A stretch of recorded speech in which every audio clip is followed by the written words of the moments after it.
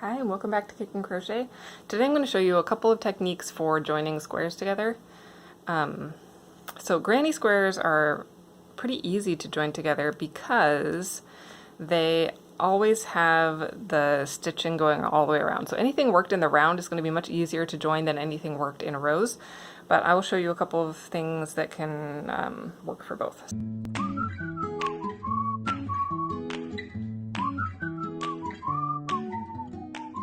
So one way is to get a yarn needle and some yarn or thread or whatever, and I will put these side by side and I will just weave kind of back and forth. I'll show you. So I'll go through from the bottom.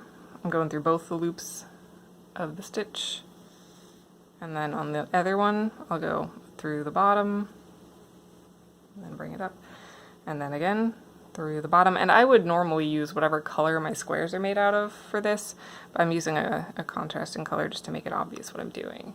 So I'm always going up from the bottom and just sewing it back and forth. So this is a pretty easy way. It makes a pretty nice, pretty well hidden seam.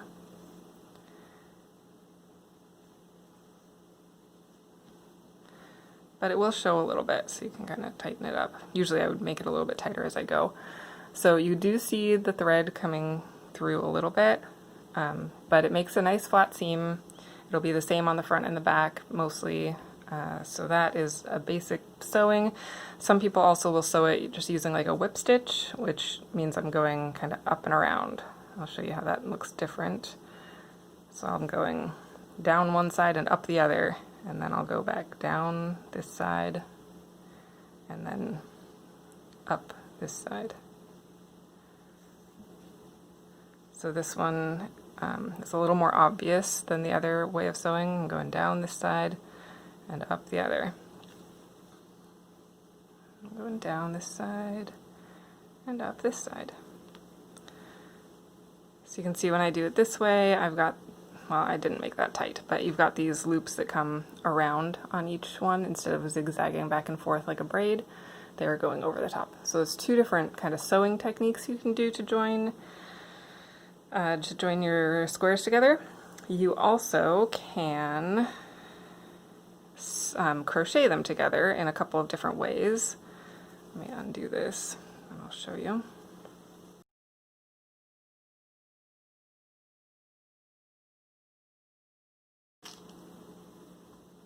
Alright, so to crochet them together, there's a few different techniques you can do. One of them is going to be pretty subtle. It's going to show up on the back. So if this is my front and this is my front, I'm going to sandwich them together like this. So my front sides are together. I'm going to take my corner. Well, first I'll put a slip stitch on my hook. Take my corner and I'll go in one corner and then in the other corner.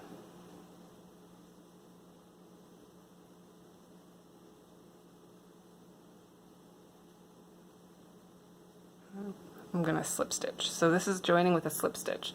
I'm going to go through the next stitch and the next stitch, and I'm going to slip stitch by pulling through all those loops.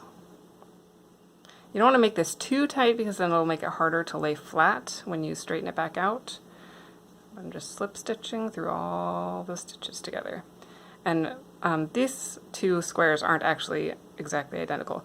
So there's a couple different variations. On this one I was going through both loops, and now I'm going to show you if I go just through the first loop on this one and the second loop on this one. It's going to make it look a little bit different, and I actually prefer this way.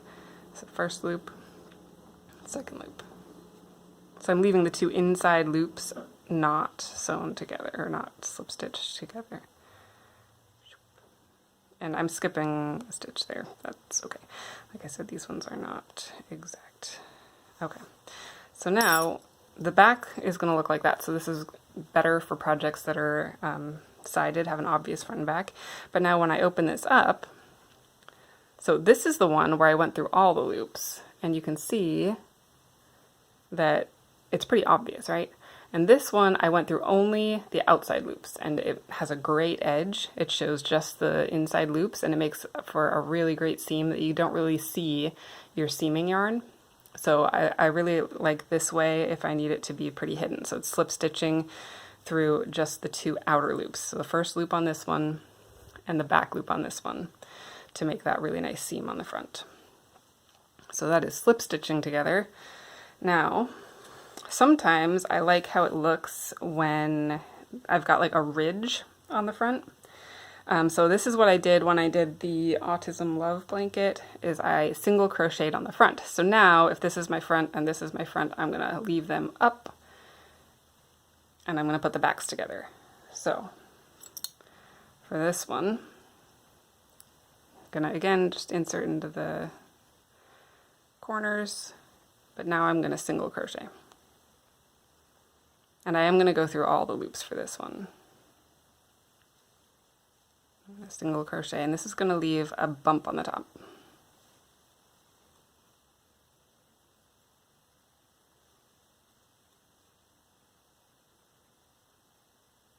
Well, theoretically, I'm going through all the loops. I'm not being super careful.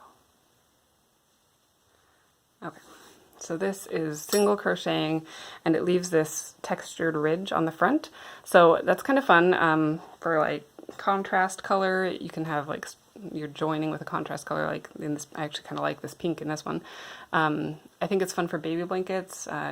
Gives them something to play with and feel.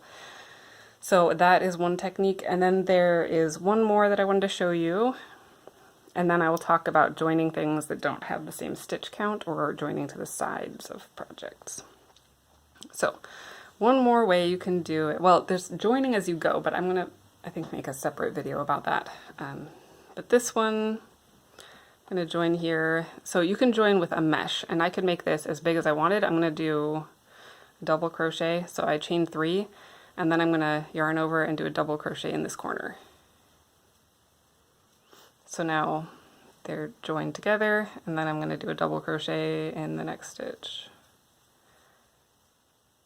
Actually, I think I'm going to chain 1.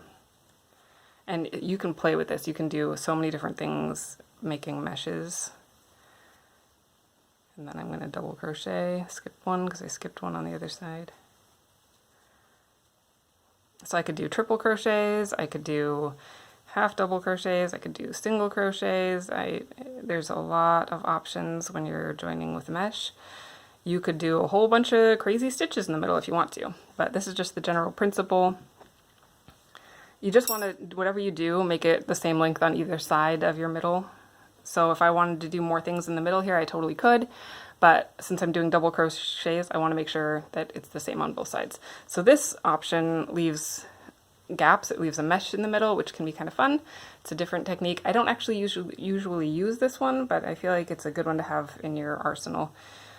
If you're joining like lace pieces, it can be really useful to do it that way. Okay, so last notes today. So let's say I wanted to join this shells with this granny square.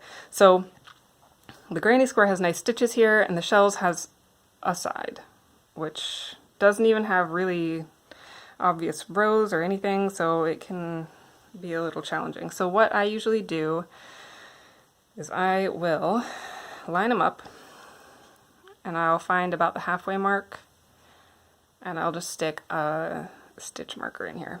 So because we've been making 6-inch squares with a whole bunch of different stitches that have different stitch counts and different edge heights, you're not always going to be able to join them just one stitch to one stitch.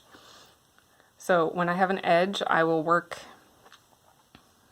basically every stitch into one part of the edge, just whatever is across from it.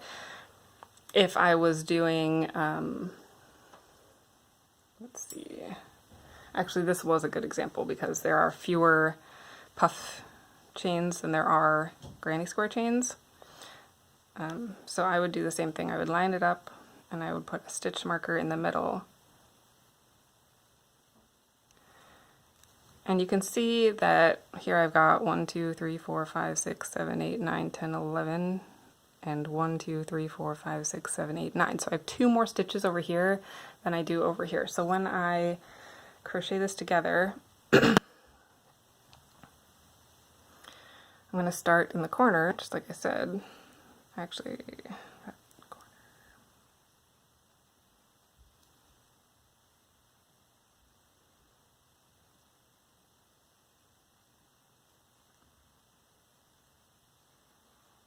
And I'm going to do the single crochet since I'm from the front. And then I'll go in the next stitch.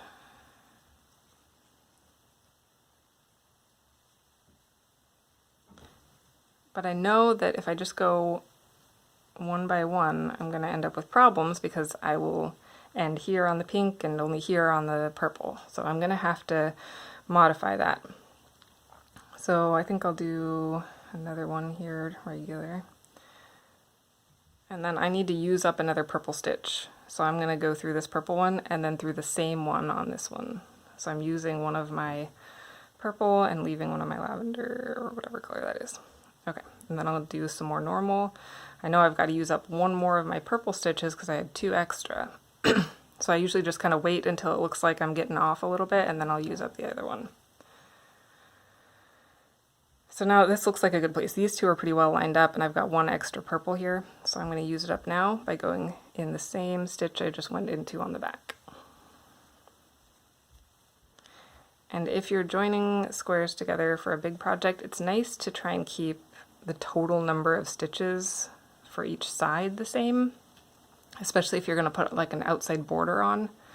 I'm going to stop there because now I have the same number of stitches left, 1, 2, to the halfway point, and then I would do the same thing over here. I'd count them and use up whatever extra stitches I had.